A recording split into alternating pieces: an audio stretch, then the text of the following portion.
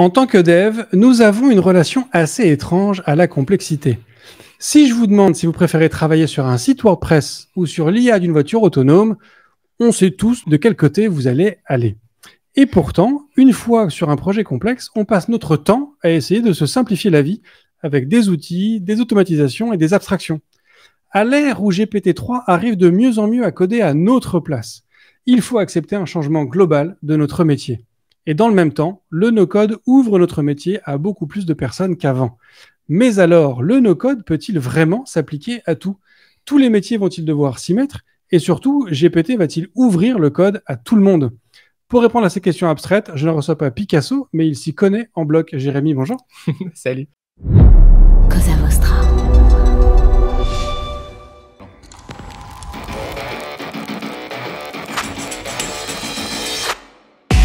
Bonjour, je suis Bruno Soulez, je suis un dev, D-E-V, pour différents, extraordinaires et visionnaires. Bienvenue dans If This Then Dev, le podcast qui veut résoudre le problème avant de passer au dev.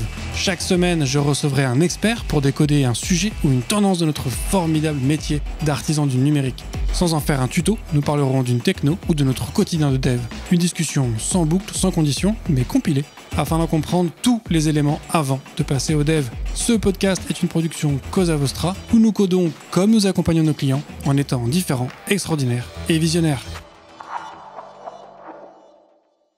Alors Jérémy, est-ce que tu pourrais te présenter pour les quelques personnes qui ne te connaîtraient peut-être pas ? Absolument. Donc, je suis Jérémy Fouquerel, le CEO de The Toolbox. C'est une boîte de conseil et de développement en no-code qui accompagne du coup les entrepreneurs et les dirigeants d'entreprise dans l'optimisation et l'automatisation de leurs processus. On travaille sur un pan du no-code qui s'appelle les no-code ops. Donc en fait, l'objectif, c'est de développer des solutions sur mesure à partir d'outils existants. Ok, canon. Et donc tu as créé ça il y a combien de temps ? On a créé la boîte en 2018, Ok. mais en fait, ça fait 2 ans qu'on fait du service, cette activité-là. Ok. Et depuis le début, ça a toujours été plutôt orienté no-code ou low-code, où il y a eu un shift qui s'est fait petit à petit ? En fait, ça a toujours été orienté outils numériques. En gros, moi, de base, je viens plutôt de l'UX et du produit, et je suis passionné en fait par les outils numériques et l'environnement de travail des gens. Et on passe notre vie à travailler, en tout cas une grosse partie de notre vie, et je me dis que plus les choses peuvent être automatisées et plus on est dans un environnement de travail agréable, et en fait, mieux c'est. Ok. Ça s'est passé comment, toi, ta rencontre avec tout cet écosystème-là ? En fait, j'ai monté une première boîte pendant mes études où j'essayais d'aider des entreprises à créer avec des outils numériques des systèmes qui leur permettraient d'être plus efficaces sur les réseaux sociaux. Alors, c'était un peu tiré par les cheveux, mais donc en gros, l'idée, c'était de se dire, vous n'avez pas forcément besoin d'une agence, votre marque employeur, votre marque personnelle, elle doit venir de vous. Vous pouvez pas demander à quelqu'un d'autre de le faire. Et donc, pour ce faire, on va mettre en place des outils pour vous aider à mieux communiquer entre vous et à produire du contenu.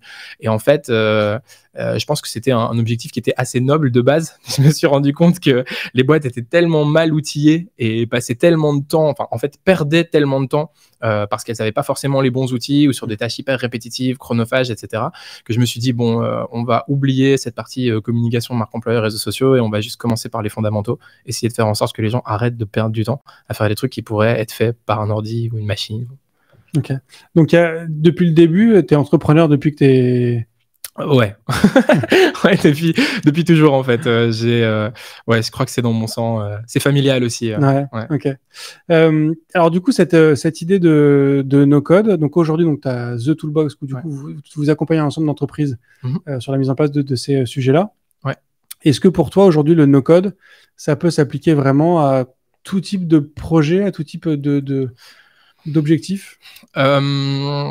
Alors, moi, je suis expert d'un domaine du no-code en particulier qui s'appelle les no-code ops. Donc, mon objectif, c'est plutôt de travailler à l'optimisation de l'environnement de travail des collaborateurs et donc sur des outils internes. Je sais qu'aujourd'hui, on utilise beaucoup le no-code pour faire des MVP, pour construire des produits. Il y a des boîtes qui ont levé des fonds avec des produits faits en no-code, par exemple sur Bubble. Il y a aussi beaucoup de no-code dans tout ce qui est sales et marketing automation, sales automation, des sales machines, etc. Nous, notre métier, c'est vraiment les no-code ops. Donc, comment est-ce qu'on fait pour améliorer le quotidien des utilisateurs ? Et ça, c'est un truc qui est traité en code, mais pour la plupart des petites et des moyennes entreprises, en fait, c'est un truc qui est simplement pas traité. Ouais. Et donc, en fait, nous, c'est ce problème-là qu'on essaie d'adresser aujourd'hui. Oui, parce que la rentabilité d'un projet en interne est souvent moins évidente qu'un projet externe. Exactement. Et effectivement, un développeur étant quand même une ressource qui vaut souvent assez cher, on préfère la mettre sur des projets qui rapportent directement de l'argent. Et au-delà du prix, il y a aussi en fait une notion de temps et de disponibilité. C'est-à-dire qu'il n'y a pas beaucoup de développeurs. Il y en a en fait pas suffisamment que pour couvrir tous les projets internes de toutes les petites et les moyennes entreprises du monde. Ouais. Donc en réalité, le no-code va pas venir remplacer forcément des développeurs. Il va plutôt venir combler une lacune qui aujourd'hui n'est comblée par aucune autre solution. Dans les autres aspects aussi que tu évoques quand tu parles de la notion des MVP, les sales automation. Donc, alors après, je me trompe peut-être, mais moi, de ce que je perçois, quand on parle MVP, donc c'est quand même le minimum viable product. Donc, on est quand même sur l'idée d'un prototype, d'un test. Sales automation, on est vraiment sur l'automatisation de relance client, ce genre de choses. Donc, on est sur des choses assez rudimentaires, j'ai envie de dire. Le MVP, donc ça veut dire qu'au bout d'un moment, il sera amené à être scratché pour être passé sur du code plus traditionnel. Est-ce que du coup, sur le no-code ops, c'est pas aussi le seul domaine où le no-code va vraiment passer à l'échelle? Parce qu'au final, tu peux l'appliquer aussi bien à une boîte de 2 personnes qu'à une boîte de 4000. En fait, j'ai pas tout étudié, donc je pourrais pas avoir une réponse certaine là-dessus. Mais en tout cas, ce qu'on a vu, c'était que sur ce besoin-là, il y avait la possibilité de passer à l'échelle et que c'était un besoin qui pouvait être couvert en long et en large et qu'on n'allait pas forcément passer sur du code après. Alors, c'est quoi du coup le premier sujet qui est le plus souvent taclé? Le CRM. Vraiment. mais, mais du coup, tu vois, par rapport au sales automation, du coup, c'est que tu vas te plugger sur ça pour alimenter un CRM ou alors en fait, le sales automation, ça va être une partie du processus de vente où tu as un processus de vente déjà existant et tu vas essayer d'automatiser certaines choses. La partie CRM, la brique CRM, c'est Customer Relationship Management. Donc en fait, c'est tout ce qui touche à la relation avec ton client, ce qui est hyper large. Et donc c'est généralement la brique centrale et une très très grosse composante de la plupart des entreprises. On bosse surtout nous avec des clients qui font du B2B, donc c'est des entreprises qui parlent à d'autres entreprises et donc en fait le CRM c'est vraiment une très grosse brique et généralement les deux grosses briques c'est le CRM d'un côté et puis tu as aussi l'ERP qui gère plutôt la partie comptable, financière, le devisage, etc. Okay. Et donc dans l'approche que toi, c'est quelle taille de boîte que tu vas cibler aujourd'hui avec Toolbox? On est plutôt sur de la grosse PME ou on cible des boîtes qui font entre 10 et 250 personnes généralement. Okay. Alors ça nous arrive de travailler avec des plus petites structures aussi et parfois avec des plus grosses, mais notre cœur de cible il se trouve là. Ouais. Et donc en général tu vas plutôt choisir de prendre un outil CRM et avec tout le no-code d'ajouter un ensemble de connecteurs pour l'alimenter ou alimenter d'autres outils, ou tu vas plutôt être en approche en mode on va créer un CRM custom adapté à l'entreprise avec des outils no-code ou low-code? Ça dépend vraiment. Nous, on fait le choix d'être assez expert plutôt de la création de produits en no-code et après de pouvoir assez facilement faire une recommandation qui est adaptée aux besoins de l'entreprise. Il y a des entreprises qui travaillent déjà avec une suite d'outils et qui vont avoir envie de garder certains outils et de venir faire des améliorations et de connecter d'autres différents outils par leurs API. Et il y a des boîtes qui ont, par exemple, pas encore d'outils et où il va falloir faire des recommandations d'outils pour créer déjà une brique de base, quoi. Ouais.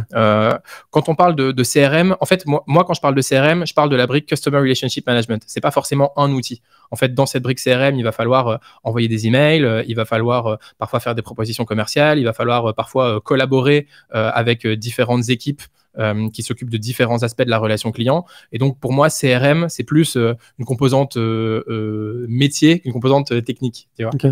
Donc, du coup, ce qui implique d'avoir une connaissance du métier de ton client de manière assez intensive. Ouais, en fait, ça, c'est vraiment, je pense, notre spécialité aujourd'hui, c'est de réussir à se plonger très, très rapidement dans le métier d'un client pour comprendre comment est-ce que ça fonctionne et réussir à faire des recommandations pertinentes. J'ai quelques amis qui travaillent dans le monde du SAP.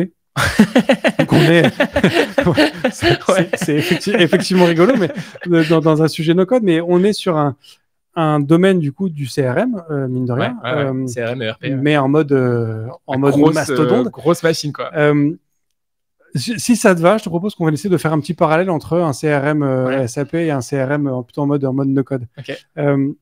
Dans SAP, quand tu mets en place du SAP, du coup, tu as un ensemble de process en interne dans ta boîte qui existent. Et avec SAP, tu peux réussir à modifier SAP pour s'adapter à tes process, mais tu as quand même aussi, tu vois, quand tu fais appel à du SAP, eux, ils connaissent leur métier, tu vois, ils ont installé dans toutes les grosses boîtes du monde. Donc, tu as aussi des process qui sont calés par SAP où du coup, tu es obligé de t'adapter. Est-ce que c'est le cas aussi quand tu fais une solution d'une solution de no-code? Je dirais que c'est quand même assez différent. En fait, déjà, la nature des projets pour moi change beaucoup parce que tu vas faire un projet SAP ou Salesforce, qui sont quand même des outils qui sont plutôt adaptés aux grosses boîtes. Alors, je sais que le Salesforce aujourd'hui, pour grandir, commence à aussi s'attaquer aux PME, mais globalement, on va dire que c'est des outils qui sont plutôt adaptés aux grosses boîtes. C'est des projets qui sont extrêmement longs, sur lesquels tu vas être obligé d'avoir alors pour Salesforce, quelques consultants, pour SAP, c'est généralement une armée.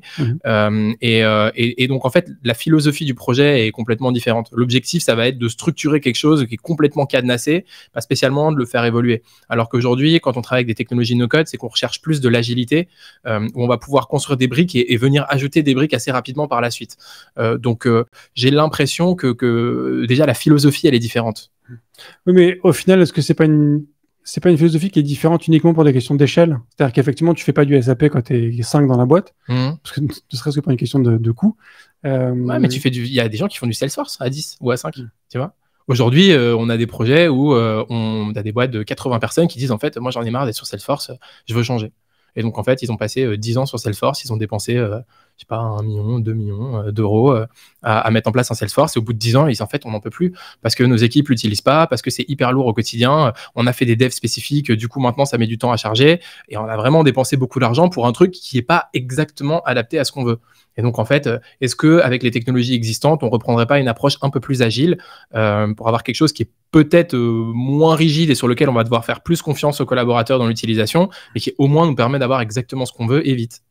Est-ce que du coup, dans un cas similaire à ce que je viens d'expliquer, est-ce que du coup, ton approche, c'est de dire, OK, donc on arrête Salesforce et on refait tout dans une solution no-code, quelle qu'elle soit, ou tu es plutôt en mode, on va faire un truc en no-code à côté qui va aller alimenter Salesforce pour continuer à utiliser quand même aussi tout ce que Salesforce fait déjà très bien. Et ben franchement, ça peut être les deux. Moi, alors quand on parle de no-code, pour moi, le no-code, c'est plus genre une philosophie, une approche. Mon objectif avec le no-code, c'est de dire, je veux avoir le moins de code possible et surtout utiliser des outils existants. Donc, à la place de coder une solution from scratch et de revenir construire toutes les briques fonctionnelles, je vais prendre des outils qui existent déjà et qui font très bien certaines choses et je vais les connecter entre eux pour arriver à une solution qui est sur mesure. Donc, on prend un exemple, je sais pas, on va travailler par exemple pour une boîte, un fonds d'investissement. Il y a des logiciels spécialisés pour les fonds d'investissement. Par exemple, sur la brique CRM, il y a une boîte qui s'appelle Affinity, qui est un CRM américain, dont l'API est hyper ouverte et qui va permettre de proposer certaines des briques qui sont super intéressantes pour les métiers de l'investissement, de la banque d'affaires, du private equity, du fonds, et ensuite de pouvoir construire autour des briques qui n'existent pas en se connectant à l'API. Donc, je dirais, moi, ce que j'essaie de faire, c'est de trouver des outils qui sont très, très ouverts par nature et de pouvoir construire, en fait, sur cette base-là. C'est plutôt ça que je vais rechercher. Et donc, typiquement, les solutions qui ne sont pas ouvertes du tout, c'est les solutions qui, moi, vont me faire peur ou en tout cas, vont pas bien fonctionner avec le type d'outil ou le type de philosophie qu'on recommande. C'est plutôt là que ça se situe, en fait, la définition du no-code.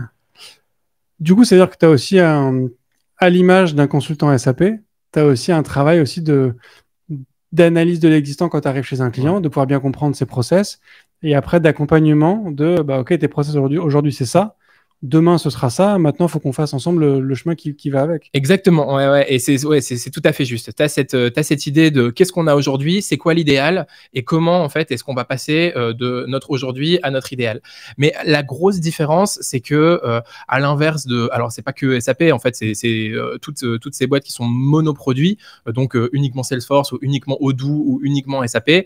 Nous, on arrive plutôt dans une logique sur mesure. On va dire en fait aujourd'hui, il y a plein d'outils exceptionnels qui font très bien leur travail et qui sont les meilleurs, et on va venir comprendre en fait quels sont les outils qui pour vous vont faire le taf et pas arriver en disant on va faire rentrer vos processus dans Odoo, on va faire rentrer vos processus dans SAP ou dans Salesforce ou dans HubSpot, etc. Ok. Alors, du coup, en rapport avec ce que tu dis, effectivement, sur tout cet ensemble de briques que tu vas ajouter, et pour reboucler avec une question de Grumpy sur Twitch, quand tu fais appel à un SAP, tu as l'avantage de, en fait, tu mets tout dans SAP. Donc, tu as tout au même endroit. Ouais. Toi, dans ce que tu nous décris, tu as quand même une galaxie d'outils que Ouais. tu articules quand même, j'imagine, très bien les uns avec les autres, mais on reste du coup sur une galaxie d'outils. Ouais. Comment est-ce que tu peux maintenir une certaine durabilité quand tu as comme ça autant de services qui sont indépendants les uns des autres et qui peuvent du coup du jour au lendemain au final devenir plus chers, se barrer, fermer, Ouais. changer de règles ou que sais-je quoi. Alors en fait, il faut savoir que dans une boîte de 100 personnes, la moyenne d'outils qu'on utilise, c'est environ 80. Donc nous, l'objectif, c'est pas de venir rajouter des outils. Ouais.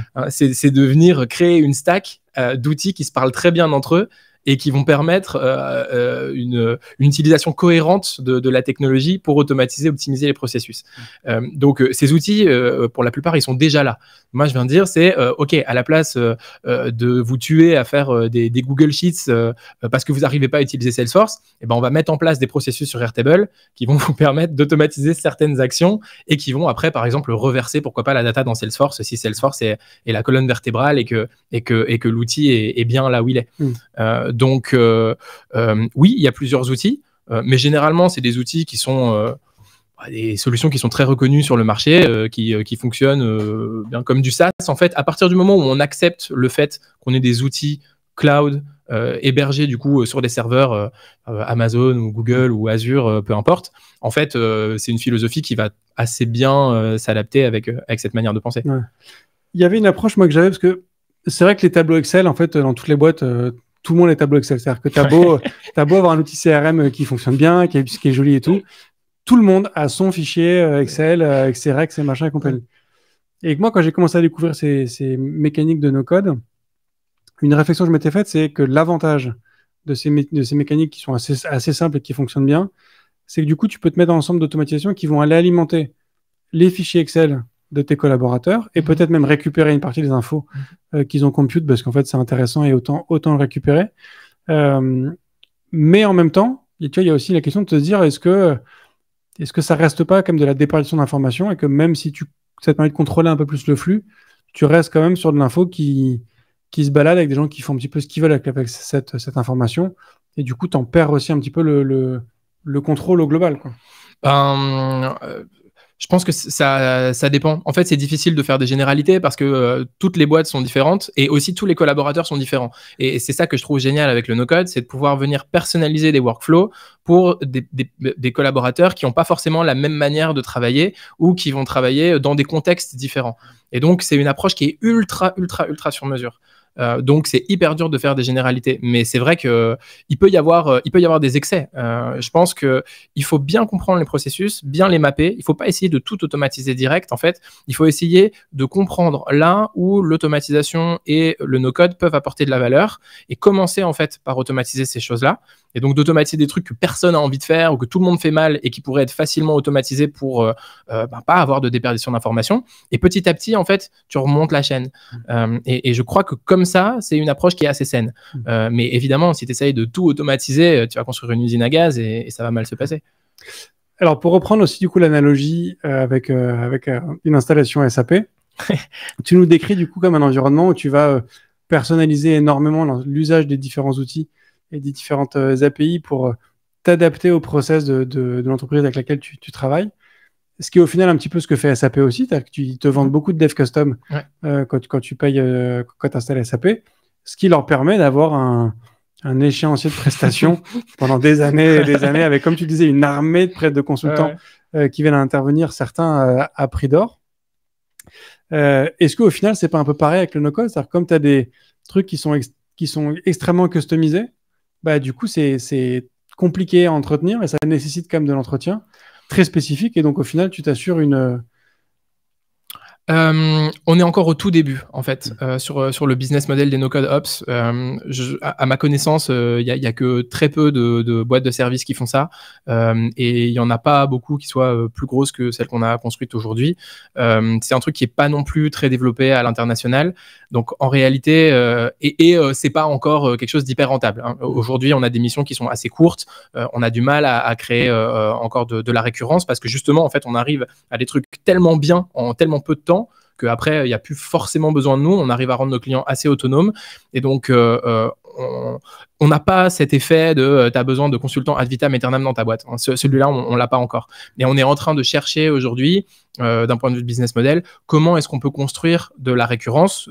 Et aussi, tu vois, il y a toute la partie humaine de conduite du changement. De dire, en fait, tu peux installer des outils. Alors, si c'est automatisé et que tout tourne en background, en fait, on se rend pas compte de ce qui se passe et tu apportes de la valeur très, très vite. Mais si les humains doivent utiliser tes outils, bah, il va falloir une certaine conduite du changement et il va falloir les habituer à bien les utiliser. Généralement, c'est ça qui prend du temps. Et donc, en fait, aujourd'hui, on est toujours en train de chercher le bon modèle, ou en tout cas un modèle optimal pour réussir à transformer les boîtes et les opérations des boîtes grâce au no-code et au no-code ops. Et donc, il n'y a pas, je pense, il n'y a pas du tout cette histoire d'avoir une armée de personnes sans lesquelles c'est impossible de faire tourner le machin et où tu as quelque chose de complètement opaque.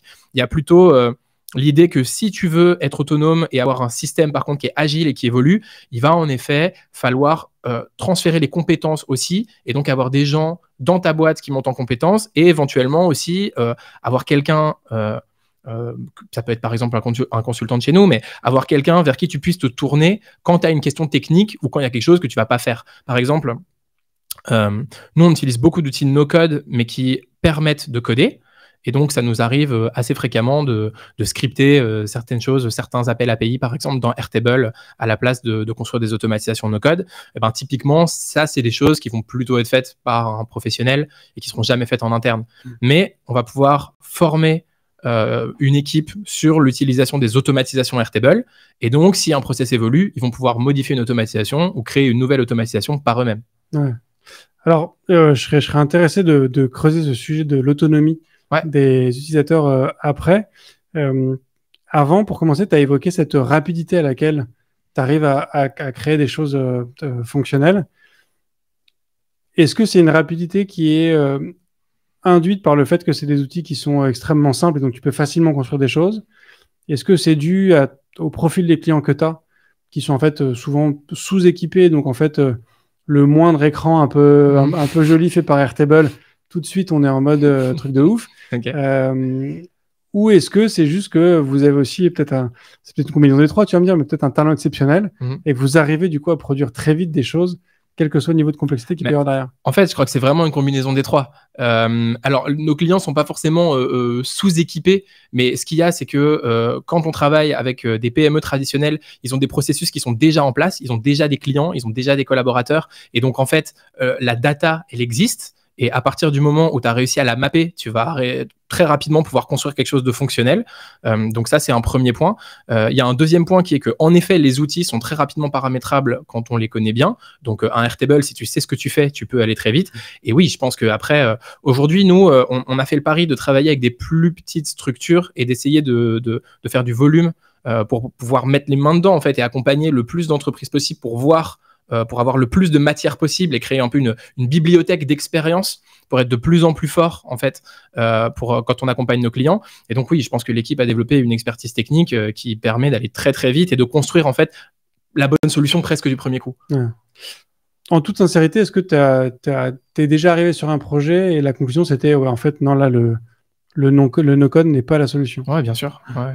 Mais en fait, on essaye d'avoir on essaye d'arriver à cette conclusion-là avant de signer le contrat, parce que sinon c'est problématique. Enfin, ça nous est déjà arrivé, je pense, comme à toutes les boîtes de services aussi, de rater un projet et de pas réussir à délivrer à temps la solution qu'on avait envie de délivrer.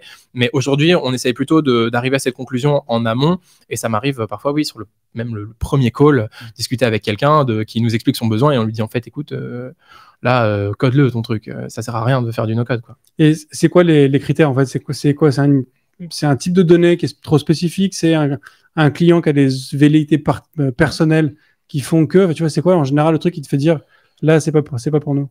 Alors, de dire par exemple c'est pas pour nous vraiment chez The Toolbox, nous on aime vraiment bien s'occuper des opérations des boîtes et de l'interne. Donc quelqu'un qui viendrait nous voir par exemple en me disant je suis entrepreneur, j'ai envie de lancer un projet, je sais pas, une marketplace par exemple, et qui veut construire le MVP d'un produit, généralement on va dire non. Okay. Parce que on n'a pas envie de faire une plateforme consumer où on va devoir se prendre la tête, en plus avec un entrepreneur qui n'a pas encore discuté avec ses utilisateurs sur un projet naissant. Donc voilà, typiquement, ça, c'est des trucs auxquels on va dire non tout de suite. On se concentre vraiment sur les systèmes informatiques internes et les opérations des boîtes. Ouais. Mais du coup, sur cette partie Ops, est-ce qu'il y a déjà eu des cas où tu t'es dit Ouais. non, en fait... Ouais, c'est sûrement... Enfin, ça peut être soit des questions de volume de données. Quand les volumes sont trop importants, on va plutôt orienter vers du code. En fait, il y a plein de boîtes aujourd'hui qui font aussi des outils internes. Et donc, quand tu arrives sur des projets à 300 000 à 400 000 euros, tu as des gros outils internes pour des ETI qui vont devoir gérer, imaginons, je sais pas, du transport, de la logistique, du suivi de camions, par exemple. C'est des trucs, tu vois, où sur les projets, on parle de gains de temps ou de gains opérationnels qui vont être de plusieurs millions d'euros. On dit, bah, en fait, construisez de l'IP là-dessus. En fait, c'est plus intéressant d'avoir de la propriété intellectuelle, de construire votre propre outil, d'avoir votre plateforme. Ça a plus de sens que d'aller essayer de construire quelque chose en no-code. Il y a des technologies qui sont parfaitement adaptées. En fait, c'est pas tellement compliqué à faire en code en plus. Donc, sur des budgets comme ça, faites du code. Donc, c'est pas tant une question d'inadéquation du no-code, enfin, des multiples solutions no-code à un contexte. Et pour toi, c'est plus que, dans un certain moment, en fait, ça, c'est votre cœur d'activité, c'est votre métier. Dépenser quelque chose de réellement spécifique dessus, c'est ça un peu... Ouais, c'est ça. Et en plus, en fait, encore une fois, moi, mon objectif, c'est pas de remplacer des devs. C'est de dire, il y a plein de trucs qui peuvent être automatisés, mais sur lesquels c'est pas un dev de le faire, parce que les devs, ils sont occupés à faire d'autres trucs qui sont plus importants. Et c'est de se dire, aujourd'hui, il y a plein de petites et de moyennes entreprises qui sont pas servies, et en fait, qui le seront probablement jamais. Hein. Il y a, je crois, 0,3% de la population qui sait coder. C'est pas assez, tu vois. En fait, ce qu'on dit, c'est qu'on peut développer des choses sans coder, et c'est là que nous, on vient s'insérer. Tu vois. Je crois que c'est ça la valeur qu'on apporte. Ouais. Beaucoup d'éléments sur lesquels je veux rebondir, mais on va essayer de garder les choses dans l'ordre. Sur cette galaxie d'outils aussi que tu évoquais, qui dit galaxie d'outils dit peut-être aussi galaxie d'abonnements et de services auxquels il faut s'abonner. Ouais. Quand tu fais du SAP, tu as certes une grosse facture mensuelle, une très grosse facture mensuelle avec beaucoup de licences et compagnie.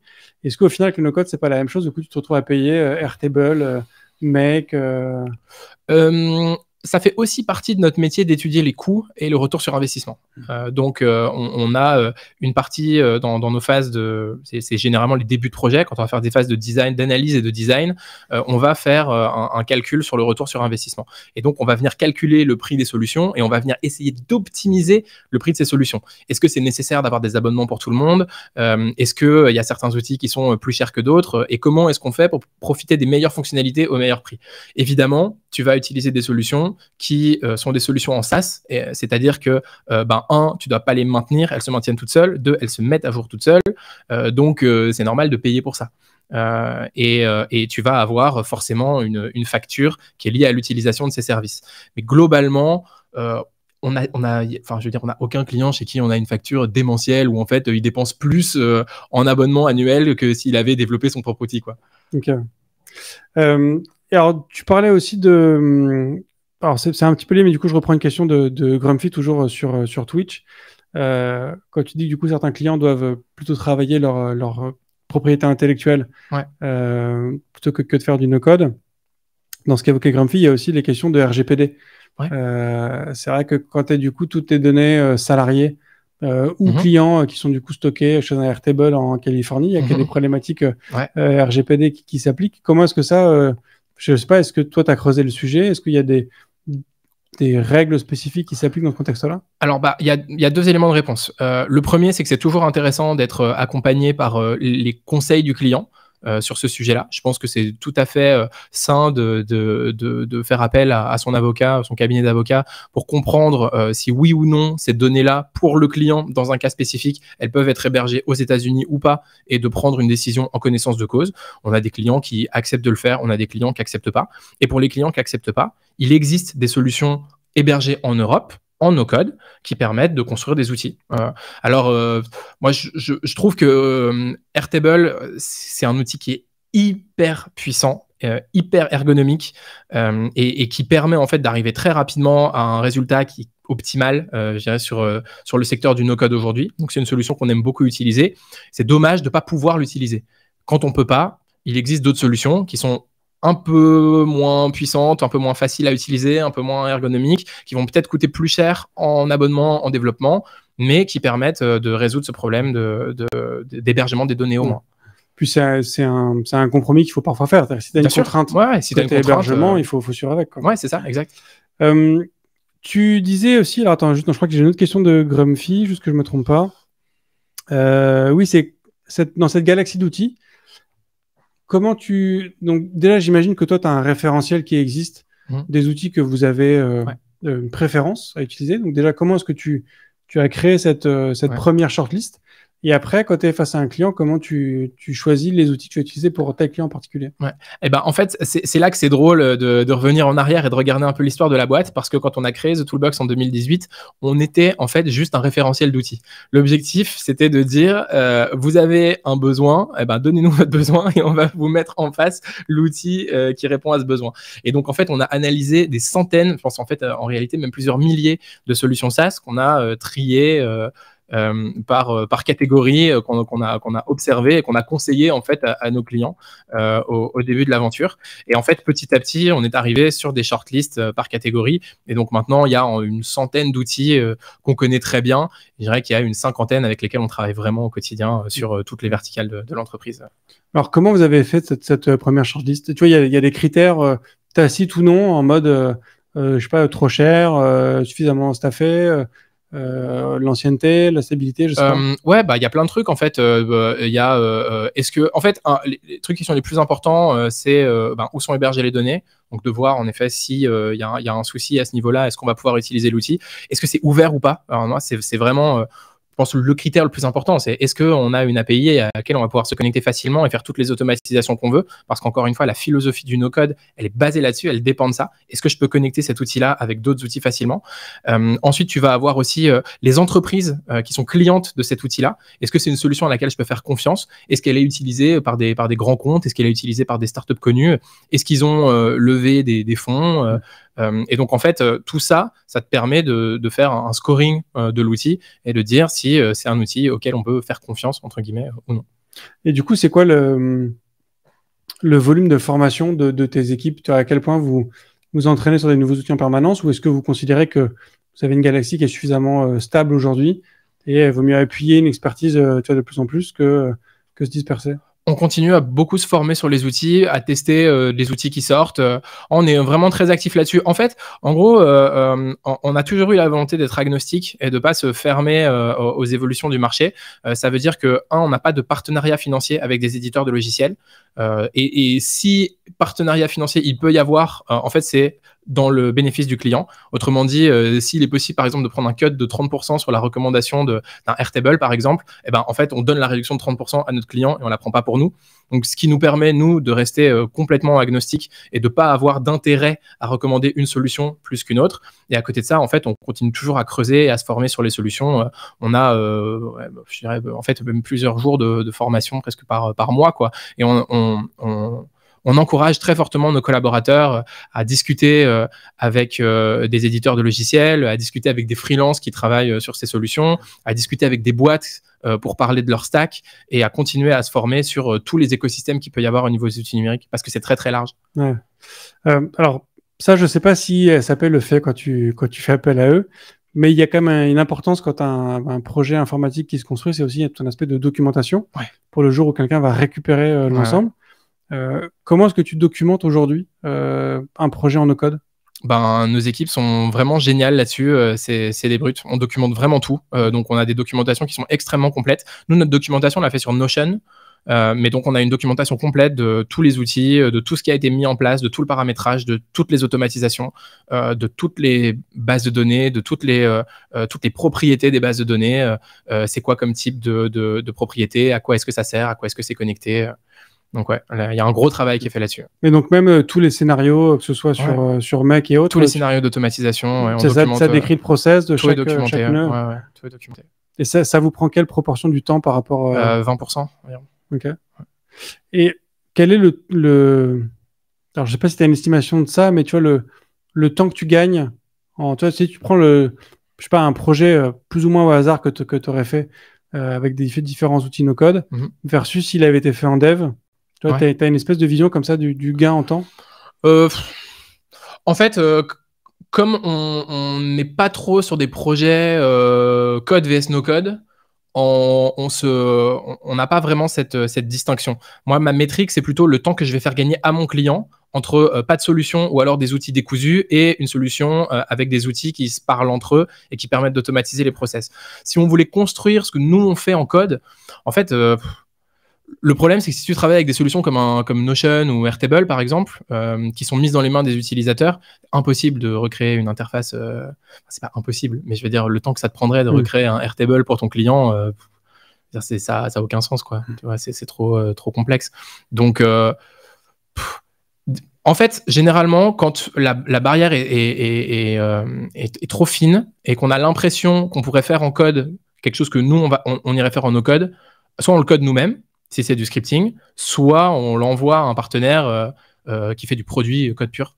Okay. Donc, en fait, s'il y a une différence, il n'y a pas de différence. Tu vois, je veux dire, s'il est possible que ça puisse être fait plus rapidement en code, on le fait direct en code. Ok, d'accord. Et du coup, vous repassez le projet à une autre agence dans ce cas-là. Ouais. Ok. Alors, il y a aussi un autre truc donc, que tu disais tout à l'heure, où tu as évoqué le fait que... Attends, comment tu l'as dit? Tu as dit les devs ont autre chose de plus important à faire. Ouais. Et qu'effectivement, avec ces outils-là, tu ne cherches pas à remplacer les devs. C'est juste que les devs, effectivement, sont déjà très occupés. Mais moi, ce sur quoi j'ai envie de creuser un peu, c'est ce côté, les devs ont plus important à faire. Ouais. Déjà, est-ce que c'est vraiment plus important? Est-ce qu'on peut vraiment, du coup, comme ça, catégoriser ou classifier les choses? Parce que tu vois, moi, je suis un grand fan de no-code. Je pense que les gens qui écoutent ce podcast régulièrement le savent. Je pense que tu le sais aussi. Ouais. Moi, j'ai pas envie de faire cette classification-là en mode les devs font des choses importantes et les makers, comme on les appelle, font les parties moins importantes. En même temps, c'est vrai que tu vas pas aller créer, comme tu dis tout à l'heure, il y a des tas de trucs que tu vas pas faire en no-code parce que ça n'a pas de sens. Voilà, je crois qu'il n'y a pas vraiment de question, mais c'est vrai que en fait, je crois qu'aujourd'hui, si tu veux regarder la vision code vs no code et comment est-ce que ça va grandir dans le futur, on a un besoin de développer plus d'applications et on a un besoin de créer des nouvelles briques technologiques pour les entreprises pour essayer de gagner du temps, d'être plus efficace, d'avoir plus de qualité aussi dans ce qu'on fait, d'essayer d'avoir aussi une meilleure gestion des données. Et donc en fait tout ça passe par l'utilisation de la technologie. Il y a plein de trucs qui sont pas nécessaires de faire en code et je pense que au contraire on arrive dans une ère où les développeurs ont de plus en plus d'outils qui leur permettent de faire les choses de plus en plus complexes, de plus en plus facilement. Et je crois que en fait le job qu'on fait aujourd'hui il se rapproche plus du product que du dev en réalité. Et je me demande tu vois s'il n'y a pas en fait, c'est même pas des concessions ou des compromis, c'est juste de se dire que le monde évolue et que le travail du développeur, il est en train de changer et que à côté de ça, il y a une partie de ce que les développeurs faisaient avant qui peut être fait par une nouvelle peut-être sorte de développeur, mais qui pour moi se rapproche plus du produit. C'est des product builders, mais c'est pas vraiment des devs au sens où ils vont pas écrire du code. Voilà. Et après, tu parlais tout à l'heure de GPT-3 ou ce genre de choses. Moi, j'utilise pas pour coder, mais du coup, juste pour répondre à des questions. Il y a GPT-Chat qui est sorti là il y a quelques jours. Et c'est monstrueux, c'est une dinguerie. Et en fait, ça donne un peu une vision de ce que les choses vont pouvoir être aussi dans le futur. Et en fait, je crois que c'est hyper dur de se projeter. Enfin, je veux dire, moi, je suis pas devin.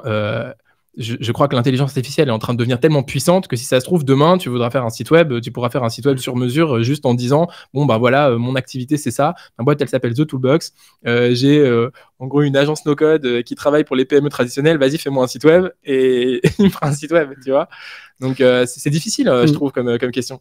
Alors, effectivement, prédire l'avenir, c'est compliqué. Alors, ton épisode, là, qu'on enregistre, on est début décembre, grosso modo. Ouais. Ton épisode devrait être diffusé début janvier, voire mi-janvier. Difficile de savoir où on sera GPT-3 d'ici là. Juste pour ceux qui ne sauraient pas, mais du coup, quand on enregistre cet épisode avec Jérémy, effectivement, il y a GPT Chat qui vient de sortir. Et donc, GPT Chat, donc c'est un chatbot conçu sur GPT qui parle toutes les langues quasiment possibles et imaginables, mais qui parle aussi tous les langages informatiques possibles et imaginables. Et je ne sais pas si tu as vu, mais il y a, depuis le 1er décembre, il y a un calendrier de l'avant des devs. Donc, il y a un compte Twitter qui diffuse chaque jour un challenge de dev. Et ceux qui le font le plus vite, du coup, sont en tête de classement. Et en fait, il y a un mec, je crois que 4 jours d'affilée, il l'a fait avec GPT Chat. Et les premiers, et ou du il coup, est dans les premiers, en 2 secondes, il a pu soumettre un algorithme qui fonctionne. Et du coup, le truc a été banni, en fait. Parce que du coup, c'est pas lui qui l'a dev. Ouais. Mais sauf que en quelques secondes, il l'a fait, quoi. Le truc était fait, quoi. Ouais, c'est trop bien. C'est vraiment génial. Hein. Et je sais pas si tu as vu aussi. Moi, ça m'excite trop. Il y a un compte Twitter d'un dev Twitter qui a montré une conversation qu'il a eue avec le chat, où il dit, voilà, j'ai mon rendez-vous bientôt avec Elon et j'ai pas fait ce que j'avais à faire. Qu'est-ce que je peux dire à Elon? Et le chat lui sort la réponse et lui dit, OK, donc du coup, je choisis l'option 3, on va dire que j'ai codé ça. Du coup, ça ressemble à quoi? Et GPT-3 lui sort le code qu'il a fait. Alors du coup, pour reboucler effectivement sur notre sujet, tu vois, quand tu dis que les devs font des choses plus importantes, qu'effectivement c'est un métier qui est en train de changer, qui s'ouvre vers cette notion de product maker, comme tu dis, comme de l'autre côté du spectre, tu as aussi du code qui commence à être écrit de manière automatique. Et tu vois, je sais pas si tu as entendu parler de Copilot, qui est un projet créé par GitHub. Non. Où pareil, tu lui dis, je veux une fonction qui fait ça. Et il te le fait direct. Et il te sort ta fonction et tu as juste à faire un copier-coller et il te le sort. Au final, en fait, le métier de dev est tellement en train de changer que je suis pas certain qu'il faille déjà se dire le no-code, du coup, on le sort du métier de dev. En fait, pour moi, tu vois, le métier de dev, j'ai l'impression que c'est basé sur le langage. Tu vois, c'est est-ce que tu parles cette langue? Le no-code, tu parles pas une langue. Tu vois. En même temps, alors j'ai reçu Shubham à cette même chaise il y a 2 semaines. C'est un dev que tu connais. Oui, c'est effectivement un dev. Donc forcément, peut-être que son avis était biaisé. Mais mine de rien, tu vois, moi j'utilise beaucoup Mec. Qui nécessite quand même d'avoir une certaine logique. C'est de la logique. J'utilise aussi Bubble, qui nécessite aussi, mine de rien, d'avoir une approche, une conception, une abstraction qui est quand même assez forte. Et même quand tu prends un Excel ou un Google Spreadsheet, si tu veux pousser un petit peu les trucs, un Airtable, j'en parle même pas. Tu vois, tu as quand même besoin d'avoir cette... pas forcément cette connaissance, mais en tout cas cette appétence-là. Moi, aujourd'hui, j'ai aucun mal à dire que quelqu'un qui fait du no-code est un dev, en fait. Parce que je trouve qu'il y a une logique, il y a une conception c'est-à-dire que si quand je dis... j'arrive pas à m'exprimer. Si je dis à un no-codeur, voilà, je vois une application qui fait ci, qui fait ça, et qu'il arrive en fait à avoir une abstraction suffisamment importante pour dire, ok, du coup, en modélisation, on va faire ça, les process, ça va être ça, ta data, elle va passer là, elle va arriver là, et ton rendu, il va être là. Au final, c'est le travail d'un dev, tu vois, au final. C'est vrai, c'est vrai. C'est vrai que peut-être que la ligne, elle est déjà un peu effacée. En fait, je crois que ça dépend dans quel cadre de référence est-ce que tu te bases, tu vois. Parce que Bubble, on pourrait considérer ça presque comme un langage de développement. Juste, c'est du code visuel, peut-être, à la place d'être un langage de programmation. Mais c'est vrai que, en fait, les choses changent tellement vite. Moi, ce qui me fascine dans le métier qu'on a aujourd'hui, c'est la partie métier. Tu vois, c'est comment est-ce qu'on fait pour comprendre un processus, le développer dans un outil et réussir à faire gagner du temps à des gens avec l'outil qu'on a créé. Et c'est vraiment ça qui me passionne. Et le métier des no-code ops, je crois qu'il se situe là. Mais tu vois, peut-être que chez nous, en fait, on a des développeurs et que c'est juste des développeurs no-code et qu'en fait, ils n'ont pas forcément les langages de programmation, mais qui développent quand même. De mon point de vue, ce sont effectivement des développeurs. Moi, il y a un exemple aussi que je prends souvent. Il y a une conférence que j'ai trouvée géniale il y a quelques années. On avait demandé à un dev d'imaginer ce que serait le dev dans 40 ans, et plutôt que d'imaginer ce que ce serait dans 40 ans, il a fait comme s'il était en 70. Et du coup, comme ce qu'un mec des années 70 aurait imaginé comme étant le dev il y a 40 ans. Du coup, tu faisais un décalage, un parallèle entre ce qu'on pouvait imaginer il y a 40 ans et ce que c'est réellement aujourd'hui. Et il rappelait en fait que 40 ans encore avant, les développeurs, c'était des gens qui programmaient les portes logiques des processeurs directement. Et donc, il n'y avait pas de langage en tant que tel. Tu étais sur du binaire en fait en tant que tel. Et si au final tu te dis, ok, en fait, les gens qui programment les portes logiques sur un microprocesseur, c'est des devs, parce qu'effectivement, ils font de la programmation, mais ils ont pas un langage. Aujourd'hui, quand tu fais du dev en Kotlin, tu as un niveau d'abstraction qui est super, et au final, qui est super haut. Au final, le no-code, c'est une couche d'abstraction encore au-dessus, au final. Ouais, c'est vrai. Et en fait, il faudra voir aussi comment est-ce que ces outils-là vont évoluer. Moi, je serais très curieux de voir. Pour moi, il y a un avant et un après Notion, par exemple. Tu vois, où c'est se dire en fait comment est-ce qu'on fait pour transformer tous les utilisateurs de la suite Office en développeurs. Tu vois, avec Google Sheets ou avec Excel, tu as des fonctionnalités qui sont hyper complexes. Si tu maîtrises bien les macros et les fonctions, tu peux presque faire des outils dans Google Sheets, quoi. Moi, j'ai vu des gens faire des trucs. J'ai vu des boîtes où il y avait un CRM dans Google Sheets, mais le truc, on dirait Pipedrive, quoi. C'est hyper impressionnant ce qu'ils ont réussi à créer. Et aujourd'hui, tu vois, tu as des limitations sur Notion qui permettent pas tout à fait de créer des outils, mais en réalité, on est à très peu de choses d'avoir un outil qui est aussi simple à utiliser qu'un Word ou qu'un Excel, mais qui te permet à la fois de créer un CRM, à la fois de créer un site internet, un blog, qui pourrait, avec quelques intégrations en plus, rajouter des briques de e-commerce et qui pour autant peut être utilisé par n'importe qui, parce qu'en fait, c'est purement visuel, quoi. Et où, en fait, t'es presque un dev parce que tu as ta command line, entre guillemets, où tu vas faire slash et hop, tu as toutes tes fonctions qui arrivent et tu peux créer ce que tu veux vraiment juste avec ton clavier et tu as presque ce feeling, en fait, de développeur. Donc, c'est vrai, ouais. C'est vrai que je sais pas si ça se rapproche un peu du concept de citizen developer parce que j'ai l'impression que ça demande quand même une tournure d'esprit qui est particulière, tu vois. Et c'est peut-être ça, en fait, finalement, le concept de développeur, c'est de se dire, est-ce que je suis capable de prendre de la hauteur sur un problème, de le subdiviser en composantes, en bases de données, en interface, en automatisation, en flux, en fait, et que je vais pouvoir faire du sens avec tout ça et construire une solution avec une technologie, en fait, peu importe ce que c'est, peu importe si c'est du React ou peu importe si c'est du Kotlin ou peu importe si c'est du Airtable ou du Notion, et qu'en réalité, le métier de dev, c'est celui-là, et qu'il faut arrêter de dire moi, je suis meilleur que toi parce que je code en ci ou en ça, et toi, t'es nul parce que tu fais du Airtable. Ouais, c'est possible. C'est, en se projetant, en tout cas, t'es sûr qu'on arrive à faire aujourd'hui des trucs sur Airtable qui sont top, et en fait, où t'as pas besoin de plus que ça, et où c'est nickel parce que ça a été fait rapidement et que ça convient exactement aux besoins de l'utilisateur. Tu parles donc effectivement du citizen developer. Tu parlais tout à l'heure que au final, toi, tu n'as pas des missions aussi longues que SAP parce que très vite, tes utilisateurs sont autonomes. Mais du coup, ma question, c'est est-ce qu'ils sont vraiment autonomes? C'est-à-dire qu'est-ce que vraiment, toi, est-ce que tu n'as pas un risque que les outils que tu vas concevoir et que tu vas après remettre à tes clients ne se retrouvent pas en fait saccagés assez vite? Parce qu'en fait, c'est aussi ça l'inconvénient. C'est que l'avantage, quand tu installes du SAP dans une boîte, c'est rigide à mort. C'est rigide à mort. Et avant que n'importe qui dans la boîte arrive à modifier les formulaires SAP, les besoins SAP, en fait, c'est improbable. Alors que tu mets du Airtable et du mec au sein d'une boîte, au final, très vite, quasiment tout le monde peut mettre les mains dedans. Et donc, ça devient n'importe quoi. Et on sait ce qui se passe quand trop de gens touchent une code base, ça devient vite le bordel. Clairement. En fait, en gros, c'est génial comme exemple et comme sujet parce que ça pose plein de questions sur quel est le statut des gens qui sont dans ta boîte. Est-ce que tu as envie qu'ils montent en compétence sur ces outils-là? Et est-ce que tu veux que tout le monde maîtrise Notion parce que tu considères que comme les gens maîtrisent la suite Office, par exemple, c'est une vraie compétence? Et donc, tout le monde dans la boîte doit être capable de maîtriser ça, ou en tout cas certaines personnes. Ou est-ce que tu veux juste des processus hyper rigides que les gens vont juste utiliser en tant qu'outil? Donc, est-ce que c'est une compétence ou est-ce que c'est juste une interface et un outil?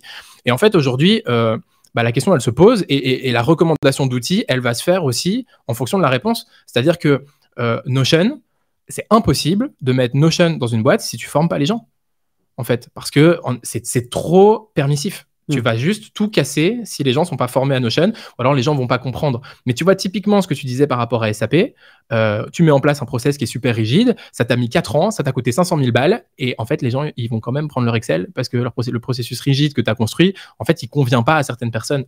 et donc il va pas forcément être utilisé, tu vois. Alors que là, tu peux quand même construire quelque chose de sur mesure. Mais il y a certains outils, comme Airtable, où tu peux construire quelque chose de sur mesure, mais à la colonne près, tu peux dire, eh ben, cette colonne-là, elle va pouvoir être touchée que par tel groupe d'utilisateurs.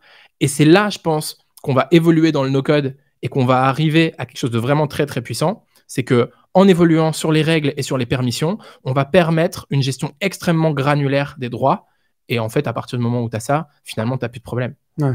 Ce qui répond du coup indirectement à la question de Thomas sur le chat, qui parlait effectivement de la notion de confiance et de confidentialité dans l'entreprise. C'est-à-dire qu'en fait, tu peux quand même maîtriser du coup bien sûr. le qui a accès à quoi Bien en fait à l'instant donné. Ouais, et en plus, je prends l'exemple de Airtable, mais c'est valable aussi, par exemple, sur Bubble ou n'importe où tu vas avoir des bases de données. Donc, Airtable, beaucoup de gens s'en servent comme back-end dans l'univers du no-code, parce que c'est des bases de données relationnelles super propres, super puissantes. Mais rien ne t'empêche d'avoir un outil qui va servir de front, en fait, et de considérer ton Airtable comme un back, et après d'aller construire avec un WeWeb, par exemple, ou avec un Software, ou avec un Stacker, un front, qui va être une application complètement rigide sur laquelle tu vas pouvoir, avec de la visibilité conditionnelle, permettre d'afficher certaines informations pour certains groupes d'utilisateurs ou en fonction de certaines conditions remplies ou non par tes données.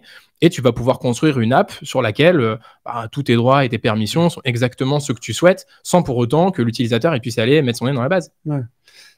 Mais donc, quand même, tu n'es pas à l'abri que ton application soit détournée petit à petit par les utilisateurs qui la modifient sans être forcément aussi bien formés et compétents que... Eh ben, franchement, ça dépend. Ça dépend vraiment. Si tu crées, par exemple, cette espèce de back-end Airtable et puis un front-end sur un software, par exemple, et comme les utilisateurs, ils n'ont pas accès au Airtable, en fait, ils peuvent utiliser que le software. Donc, ils peuvent pas vraiment détourner quoi que ce soit, puisqu'il n'y a pas de possibilité de modification de la base depuis le front. Ça ne se fait que depuis le back. Après, la question, c'est à qui est-ce que tu donnes accès au back? À qui est-ce que tu donnes accès à ton Airtable? Et comment est-ce que tu vas armer ces gens-là, tu vois? Aujourd'hui, on fait des missions Notion pour des boîtes. Notion, c'est un outil que tu peux mettre dans des très grandes boîtes. Aujourd'hui, il y a des très grosses boîtes qui utilisent Notion pour des milliers de personnes. Et ça pose pas du tout de problème. C'est Conto, par exemple, je crois. Conto, Alan, Payfit, Alma. Enfin, il y a les grosses startups. En fait, c'est un outil qui est tellement puissant pour la prise de notes, pour la gestion de projet, pour le product management. C'est tellement versatile aussi. Tu peux faire beaucoup de choses avec. Donc ça fait beaucoup de sens quand tu as une boîte qui grandit très vite de se servir de Notion comme backbone pour la gestion de l'information. Typiquement, sur un outil comme ça, si tu n'apprends pas aux gens comment s'en servir, tu vas mettre le bazar, c'est sûr. Et il y a un vrai sujet de comment est-ce qu'on forme les gens, de comment est-ce qu'on construit aussi l'architecture de données pour que ce soit à la fois simple et efficace et que ça vienne répondre à des vrais besoins. Ouais. Et en même temps, j'imagine que dans la formation, il faut que tu leur apprennes aussi la complexité que ça représente, parce que tu as aussi le risque de te dire, d'avoir des gens qui forcément ne sont pas développeurs de base, qui c'est pas leur métier, mais ce qu'ils voient, c'est un mec, un Notion ou un Airtable, où les choses sont extrêmement simples, parce qu'au final, c'est extrêmement simple par rapport à du dev, alors que si tu montres à un chargé de recrutement, tu lui montres du code SAP, il le sait qu'il n'a pas les compétences pour aller bidouiller le truc, alors que tu lui montres un formulaire Airtable, ou même un process mec, assez vite, tu vois, il peut intuiter un truc, quoi. Mais je crois qu'en fait, tu vois, ça dépend des gens. Je crois qu'il y a des gens qui sont très logiques, qui vont avoir cette capacité d'abstraction. Même tu peux être chargé de recrutement et avoir un esprit un peu logique, tu vois. Il y a des gens qui sont dans le social ou dans l'art et qui vont avoir aussi cette vision logique. Je crois que ça dépend un petit peu de comment est-ce que tu vois les choses. Et pour moi, en vrai, les bases de données, c'est un truc qu'on devrait enseigner à l'école. Juste pour la structuration de l'esprit, tu vois, de se dire en fait comment est-ce que ça marche des bases de données relationnelles et comprendre que d'une certaine façon, tout est un peu data, tu vois. Tout peut se mettre dans une base de données. Enfin, je veux dire, tu décores ta maison, en fait, tout le mobilier de ta maison, tu pourrais mettre dans une base de données et comprendre en fait comment est-ce qu'une application est construite. Je crois que ça devrait s'enseigner, mais tu peux enseigner ça très très tôt en réalité. Je crois que c'est même un truc qu'on pourrait apprendre en primaire. Et surtout avec des outils comme Notion, en vrai, ça peut aller très très vite. Je sais pas, il y a des gens qui construisent des Pokédex tu vois, sur Notion avec la liste de tous les Pokémon. Ben, je trouve que c'est un cas d'école génial. En vrai, apprendre les bases de données au travers des Pokémon pour des élèves de primaire, ben en fait, t'as des enfants qui, en 6e, ont compris comment fonctionnaient les bases de données et peut-être que ça va changer leur vie et que, comme ça, on pourrait avoir plus de devs, tu vois. Ouais. Comme on le rappelle effectivement dans le chat, maintenant Scratch est enseigné à l'école de manière Ah ouais quasi obligatoire Je savais pas du tout. dès la primaire. Ok, trop bien. Et effectivement, tu peux commencer dès 6 ans maintenant avec Scratch, quoi. Trop cool. Mais alors, ce qui est intéressant, c'est qu'effectivement, t'évoques la dernière question que j'avais pour toi aujourd'hui. On a évoqué le fait que le métier de développeur change avec l'arrivée de ces outils no-code. Mais en fait, il y a aussi la question sur tous les autres métiers qui sont aussi impactés en fait par l'arrivée du no-code. C'est vrai. Tu vois, tu l'as évoqué tout à l'heure. Il y a, alors c'est peut-être pas le cas aujourd'hui, mais c'est plus le cas peut-être en 2022, mais en tout cas, il y a encore, je pense, 15 ans, il y a des gens qui pouvaient écrire sur leur CV la maîtrise de Word ou d'Excel, c'était une compétence en tant que telle. Ouais.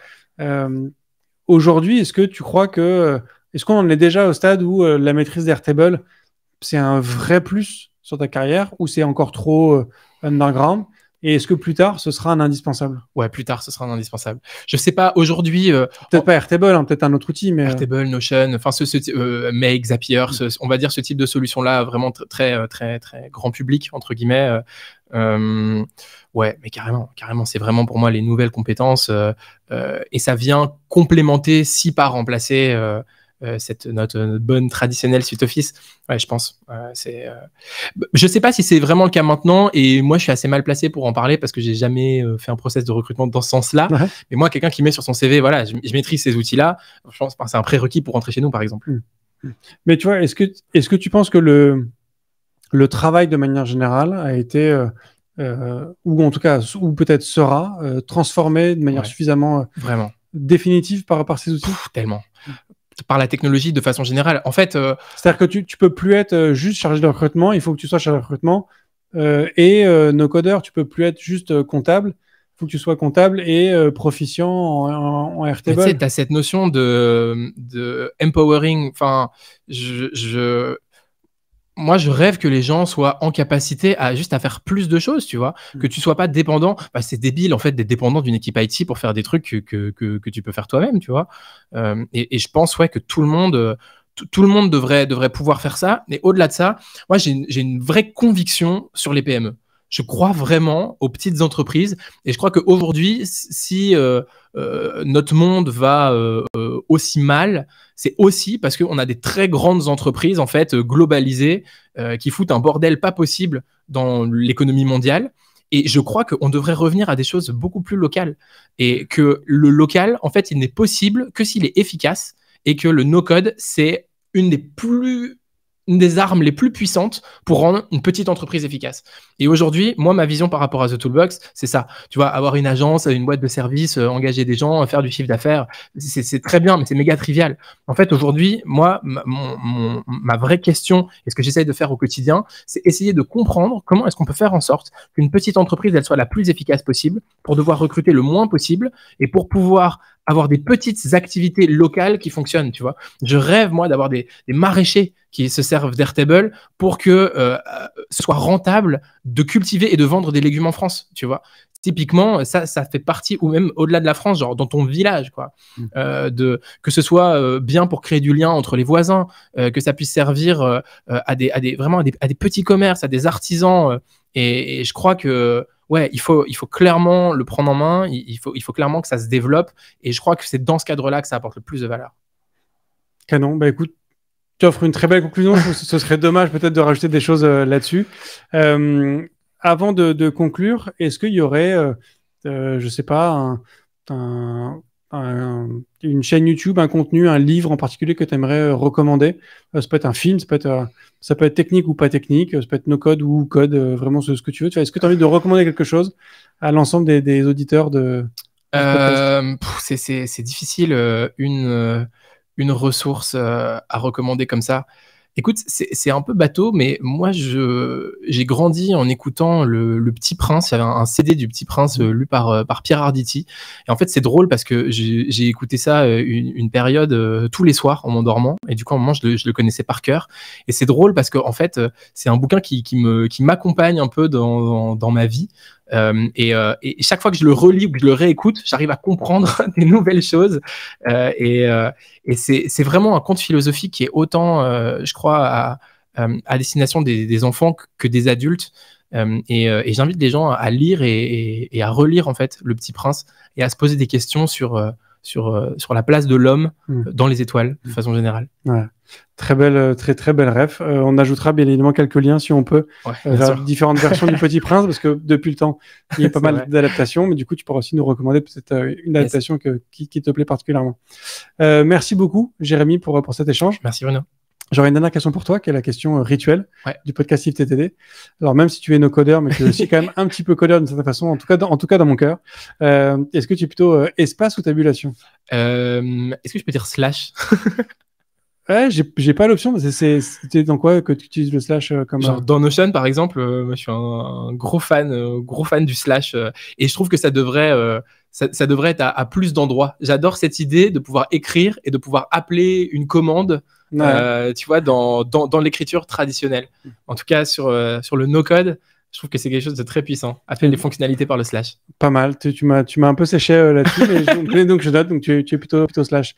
Merci beaucoup, Jérémy. Merci, Rina.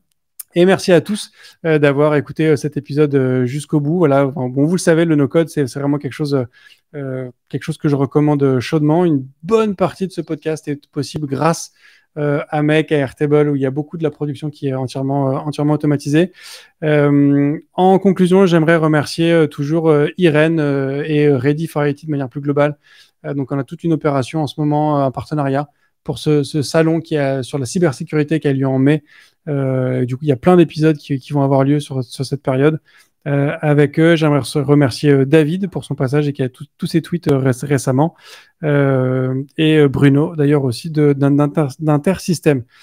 Si vous nous écoutez en replay, c'est donc la fin de l'épisode. Pour ceux qui sont en live, nous restons en ligne si jamais vous avez encore quelques questions pour Jérémy. Sinon, je vous souhaite une très bonne fin de semaine. Je vous dis à la semaine prochaine et d'ici là, codez bien. Merci d'avoir écouté cet épisode de If This Then Dev et merci à toute mon équipe de Cosa Vostra à la production de cet épisode. Merci aussi à Alan, Ada, Linus, Bill, Steve et Steve de nous avoir ramenés jusqu'ici. Si ce podcast vous a plu, committez-vous en vous abonnant, déployez-le autour de vous et vous pouvez aussi nous faire une petite code review en nous laissant 5 étoiles sur votre plateforme de podcast préférée. La conversation continue bien sûr avec vous sur Twitter, LinkedIn, Facebook, Instagram, chacun sa techno, @ifthisdendev ou @bibir, BIBEAR. Vous retrouverez aussi tous nos épisodes sur notre site iftttd.io.